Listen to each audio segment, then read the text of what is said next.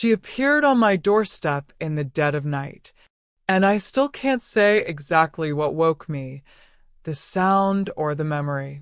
My sleep was light. At my age, it rarely is otherwise. I lay there, listening to the old house breathe with me. On nights like these, the silence becomes almost tangible but settles on your chest like a warm but heavy blanket. And you don't sleep. You just lie there, sorting through the years you've lived, like buttons on an old coat. Each one is in its place, but some are long worn out. I was about to close my eyes again when I felt this strange tightening inside. Not fear, no. Rather, an anxious recognition. That's how it is when the past suddenly decides to remind you of itself, without warning, without explanation. I sat up in bed. My heart was beating slowly, but heavily. The house was dark. Only the pale light of the street lamp filtered through the curtains, drawing long, weary shadows on the wall. I listened. No footsteps. No voices. Only the ticking of the clock in the kitchen, too loud, it seemed to me. And then I heard it. Not a knock. No. More like a touch. As if someone had very carefully touched the door. The way you touch when you're afraid to wake not only the owners, but also your own courage. I sat motionless, counting the beats of my heart. First, second, third. A foolish thought flashed through my mind. Maybe I imagined it. At my age, that happens. Memory plays tricks, hearing deceives, and loneliness learns to talk to itself. But the feeling didn't go away. I got up, slowly, holding onto the edge of the bed like a railing. The floor was cold, and that immediately brought me back to reality. I threw on my old cardigan, the same one I'd been wearing to greet winter for so many years. It knew me better than many people. As I walked down the corridor, the house seemed to hold its breath. Even the floorboards didn't creak. I thought that if there was no one behind the door, I would simply go back to bed and try to forget. But deep down, I already knew forgetting wouldn't be possible. I stopped at the door. My hand rested on the doorknob, and at that moment, time seemed to stretch. I remembered how, a long time ago, I had also stood on someone else's doorstep, with a secret from which there was no escape. They didn't open the door immediately then. And I still remember that feeling, when hope is thinner than a breath. I turned the doorknob. She was standing on the doorstep. At first, I only saw a silhouette.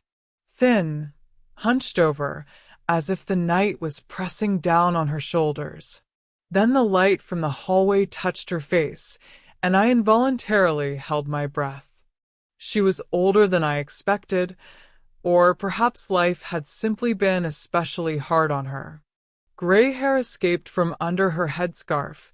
Her eyes were red, not from tears, but from long, agonizing sleeplessness. She looked at me as if she was afraid I would disappear if she blinked. "Forgive me," she said softly. I didn't know where else to go. Her voice trembled. Not hysterically, no. It was the tremor of a person who had held on for too long and was about to give up. I didn't ask who she was. I didn't ask why she had come. Sometimes questions are a luxury you can't afford. I simply stepped aside. "Come in," I said.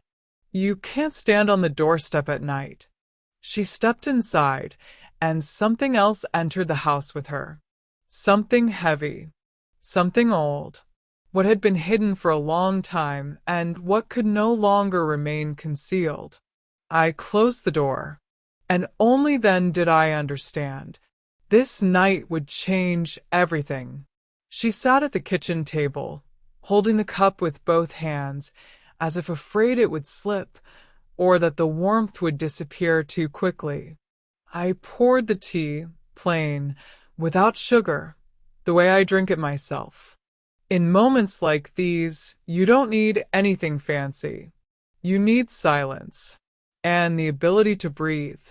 The light in the kitchen was soft, yellow. It didn't like harshness, neither did I. Outside, the night continued to live its own life, indifferent and calm. Sometimes I think that nights know more about us than we know about ourselves. They see us without masks, without haste, as we are when no one is watching. She was silent for a long time, and I didn't rush her. With age, you understand, if a person comes on their own, they will speak. You just need to give them time and not scare them with attention. I looked at her hands. They were gnarled, with thin skin, like parchment. Such hands know hard work, and they know how to keep secrets, sometimes for too long. I wasn't going to come, she finally said, without lifting her eyes. I swear. I told myself many times that I would manage on my own. I nodded, not because I knew her story, but because I knew that phrase. I had said it to myself for years. When I was alone, when the children called less and less often, when the house became too quiet and my heart still wanted to be needed. She looked up. There was something broken in her gaze, and at the same time, something resolute. As if two women had been fighting inside her for a long time, the one who was used to being silent, and the one who could no longer be. You don't have to listen to me, she said. I'll leave if you want. No one leaves anywhere at night, I replied softly. Night is not for decisions.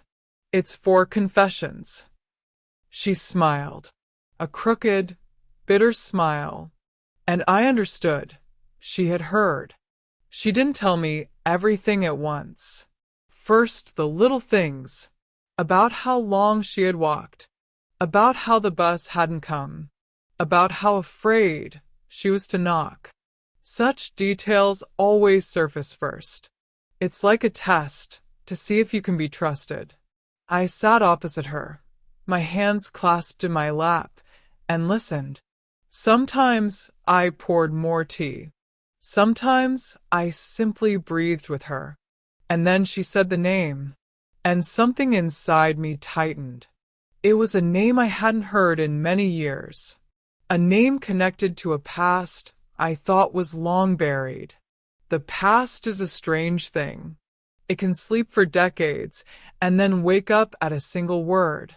I didn't show any reaction. Old age teaches you to hide your reactions better than any youth. I didn't know, she said more quietly. I really didn't know then, but then I found out. And I couldn't pretend anymore that nothing had happened. She was talking about a mistake. Not a loud, scandalous one. The kind that isn't written about or shouted about. A mistake that quietly lives within a person, day after day, gnawing away from the inside. She was talking about a choice made in a moment of weakness, about fear, about how it was easier to remain silent than to destroy everything. I listened and felt the air in the kitchen grow thicker. The words settled between us like heavy stones, not to crush us, but to hold the truth in place.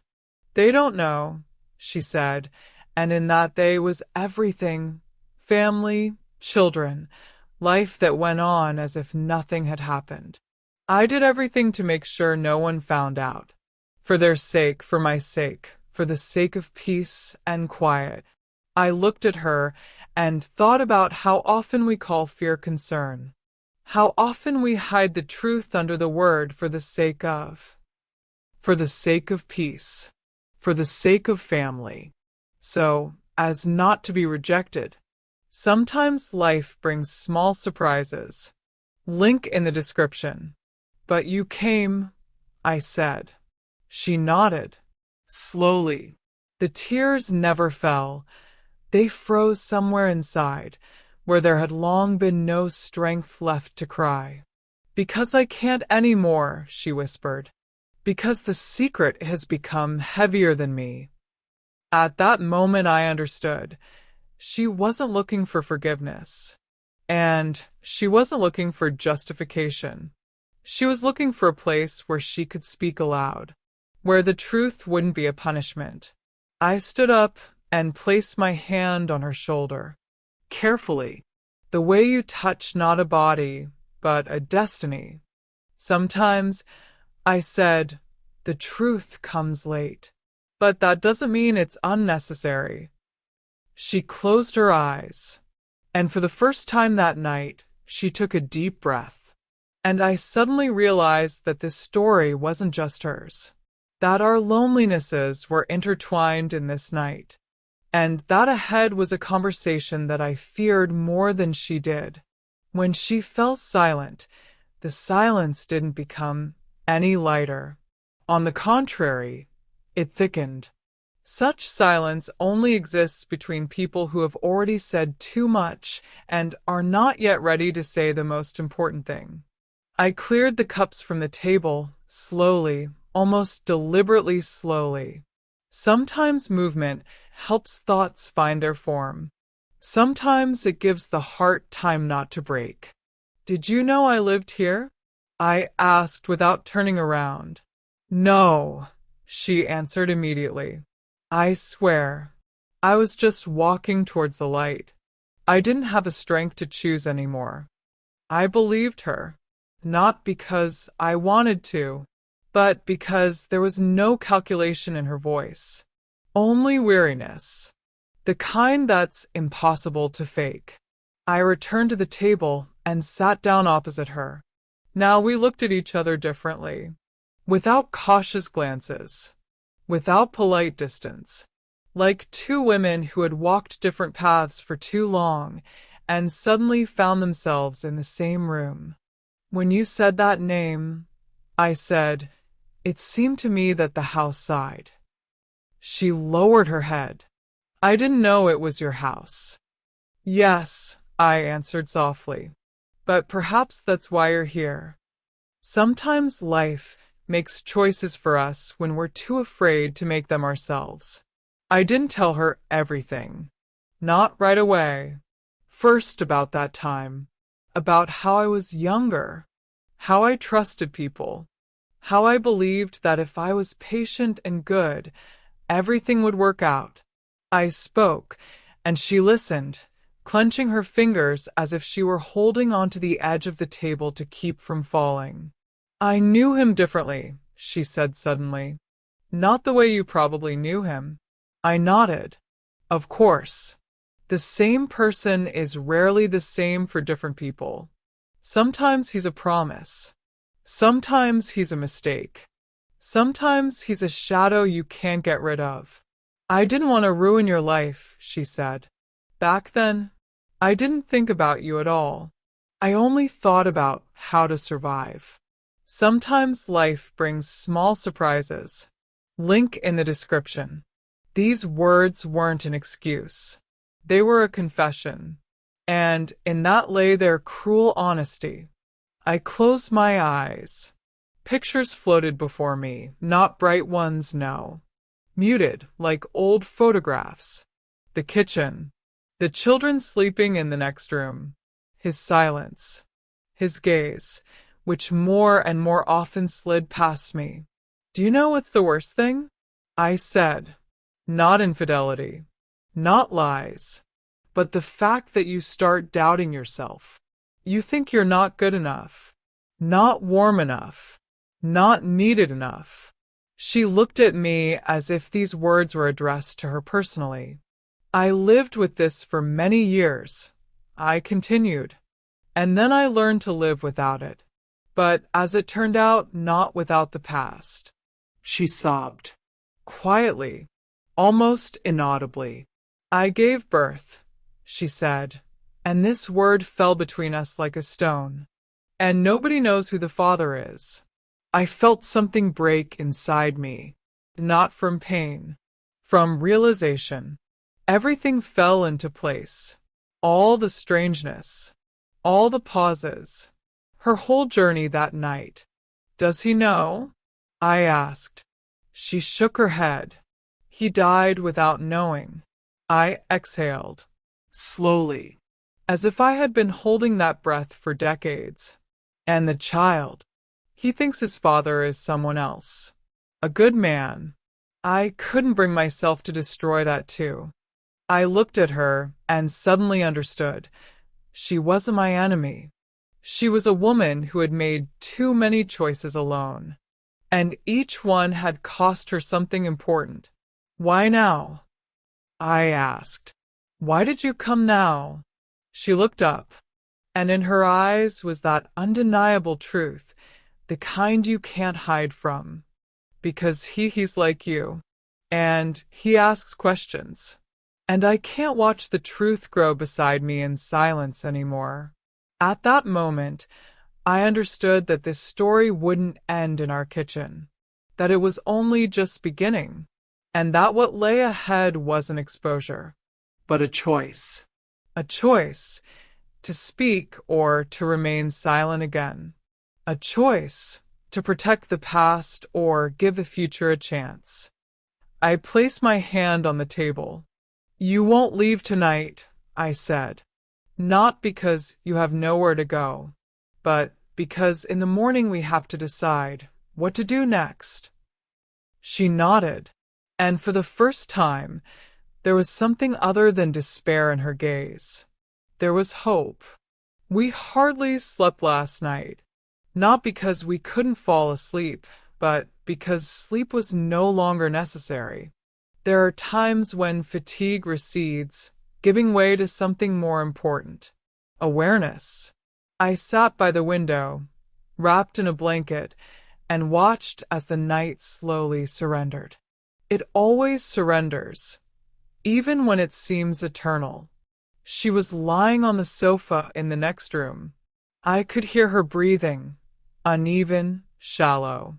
Sometimes she stirred, as if trying to push away a heavy thought in her sleep.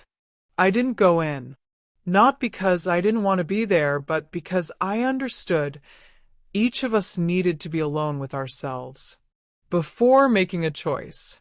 When the sky began to lighten, I felt a strange calm. Not relief, no, more like acceptance.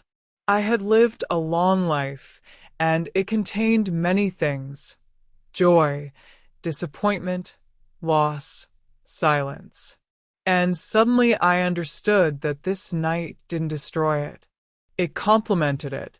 She came into the kitchen early, silently. She sat down opposite me. We looked at each other as if we were seeing each other for the first time. In daylight, everything always looks more honest. Wrinkles don't hide. Eyes don't lie. I'm not asking you to decide anything for me, she said. I just can't be alone with this anymore. I nodded. That was important. She wasn't shifting the burden. She was sharing it. I put the kettle on. The familiar movement was calming. While the water was boiling, I thought about the children, about how we, mothers, always want to protect them from pain, even if it means sacrificing the truth, even if the truth will find its way out anyway. Are you afraid he'll find out? I asked. I'm afraid he'll feel it, she replied. Sometimes children feel more than they know. Those words resonated with me. I remembered my son as a child, how he once asked, "Mom, are you sad?" on a day when I still hadn't allowed myself to admit it. Children see the cracks before we do. The truth doesn't always set you free immediately, I said.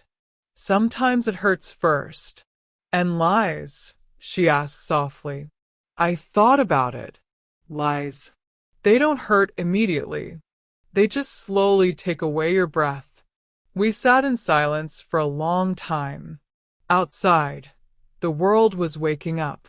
Cars. People. Life, in which no one knew that in this kitchen a fate was being decided. Not a loud, not a noticeable one, but a real one. I finally said, for many years I lived with the feeling that I didn't understand something, that there was something unsaid in my life. I got used to it, made it a part of myself. But now I think that maybe the truth is needed not only by you. She looked at me anxiously. I saw hope and fear battling within her. You don't have to, she said hastily. I didn't come for permission. I came because I couldn't not come anymore. I know, I replied, but sometimes fate knocks precisely when we're already tired of pretending we don't hear it. I stood up and went to the window. The sun was rising slowly, cautiously, as if it too was afraid to do anything too abruptly. I thought about how many times in my life I had chosen silence, how many times I had agreed because it was easier, and suddenly I understood. This is not one of those times. I want to see him, I said. These words hung in the air. She didn't answer immediately. She just sat there, clenching her hands. Are you sure? She finally asked.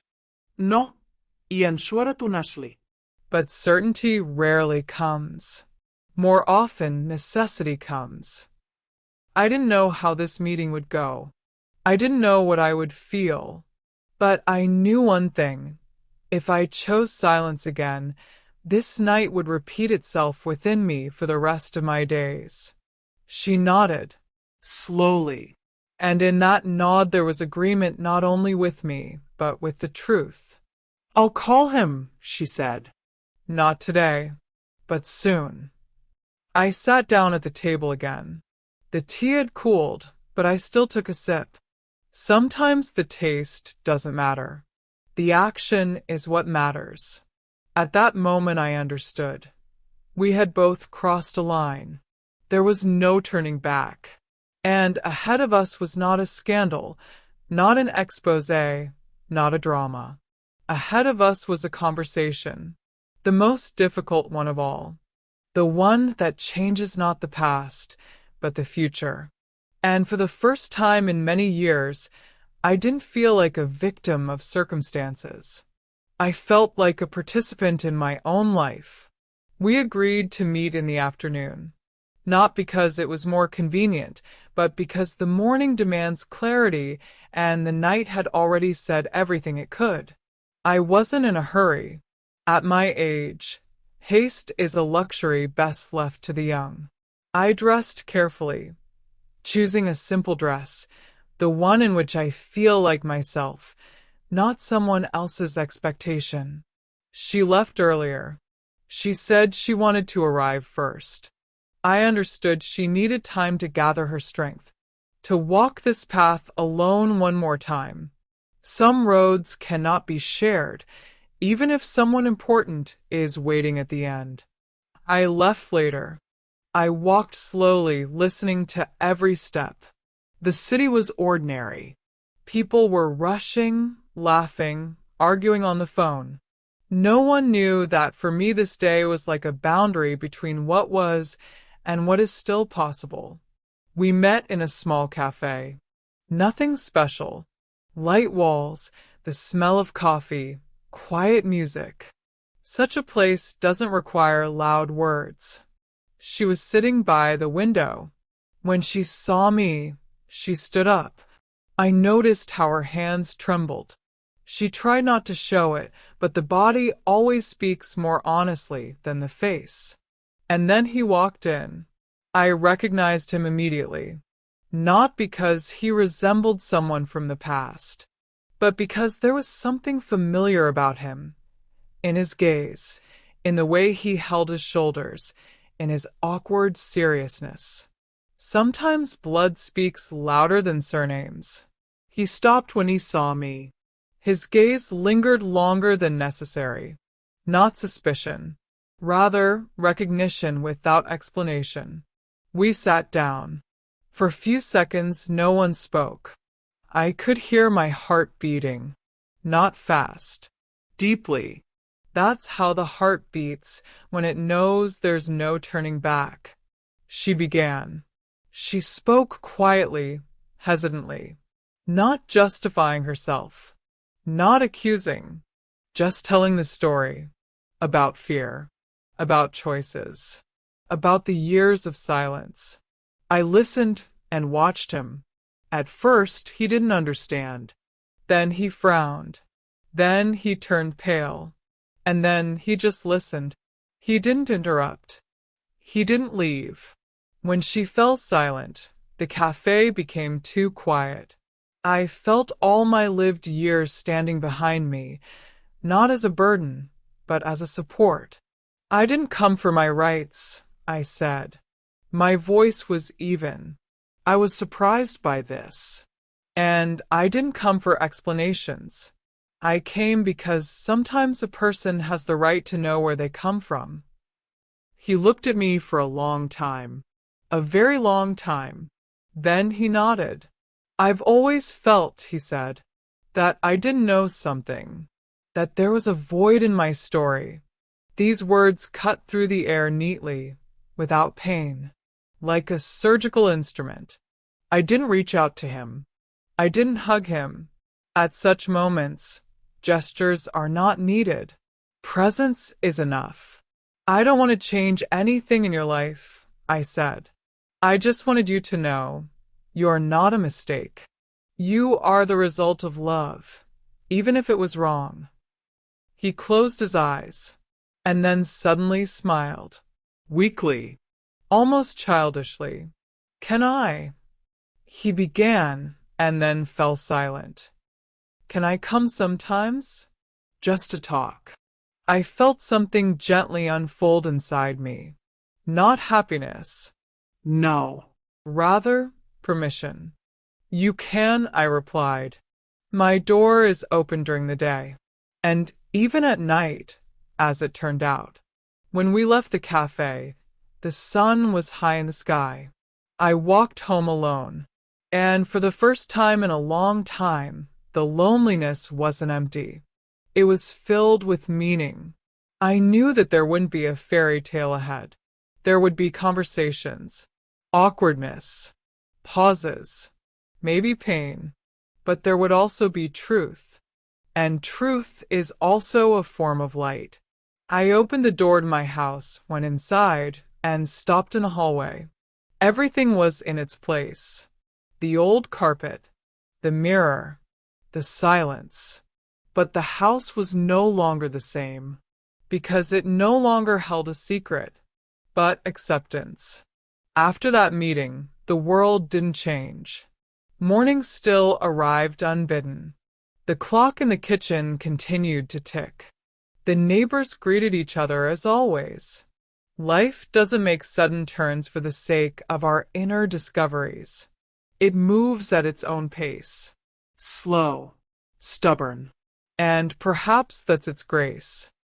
I began to notice how the silence in the house had changed. Before, it was empty. Now it was full. There was no longer that sense of waiting, as if I were constantly waiting for someone and didn't know who. Now the silence had become a place where I could simply be. He came. Not often. Carefully. At first, we simply drank tea. We talked about the weather, about trifles, about things that didn't require explanation. I didn't ask questions. Neither did he. Sometimes the truth needs to settle, like dust, before you can touch it. She came too. Each time, as if she were afraid she wouldn't be let in. I always opened the door immediately. Some fears don't need reminders. They go away on their own if you don't feed them. We didn't become a family in the usual sense. There were no grand words, no celebrations, no photographs. We became something more fragile and more honest. People who accepted each other unconditionally. Sometimes I caught myself thinking that I was no longer angry. Not at her. Not at the past. Not at myself. Anger requires strength. And at my age, it's better to spend that strength on being present. I understood one simple thing. The truth doesn't always come to fix everything. Sometimes it comes so that we stop blaming ourselves for what we couldn't change. I no longer woke up at night with the feeling that something was missing. My sleep became deeper. The house felt warmer. Even the old photographs on the shelf stopped looking at me reproachfully. They became part of the journey, not a reminder of loss. He once said to me, "Thank you for not turning me away." I didn't answer immediately. Then I said, "I also lived for a long time not knowing where to go." Sometimes we all need a threshold where we can stop. I don't know how much time I have left. I don't count. It doesn't matter anymore. What matters is that I'm living the days, not just waiting them out. What matters is that my life belongs to me again, with all its imperfections, late-blooming truths, and quiet joys. The secret no longer weighed heavily on me. It became part of a story told without shame. And when a story is told, it stops controlling you. Sometimes I still think about that night. About the darkness outside the door. About the trembling hand on the doorbell. About how easy it would have been not to open it. And every time I thank myself for opening it, because it was at that moment that I understood. Life doesn't end as long as you're willing to let the truth in, even if it comes in the dead of night.